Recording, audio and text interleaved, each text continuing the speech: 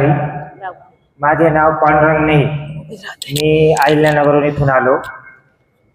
मला उपवास एकच माहित होता, एकादश. आणि मी शेतकरी आणि वारकरी असल्यामुळं कुठेही जाऊ द्या 3 वेळा खिचडी खायची, फळं भरपूर खायचे, खजूर खायची, जे वाटलं ते खायचे. आणि उपवास म्हणजे खाण्याची मज्जा, म्हणून मी उपवास धरायचो. परंतु परमश्रद्धेय स्वामी दीनानाथजी महाराज ऋषिकेश यांच्याकडून मला माहिती मिळाली की आळंदीला 3 दिवसीय शिबिर चालू आहे, तू ये शिबिराला म्हणे. मी आलो इथे शिबिराला. मी बघितलं इथं निंबू, शहद, पाणी, 2 वेळा सरबत.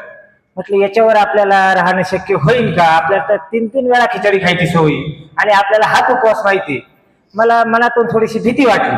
आता आपण नेमकी काय करायचं बा, ह्या उपवास आपल्याकडे होईल का? आपल्याला मध्ये चक्कर येईल का? काही त्रास होईल? परंतु जेव्हा इथं या सेवेमध्ये तप सेवा स्मरण ह्या सेवेमध्ये उपवासासाठी इथं आलो, महाराज माझ्या बरोबर होते.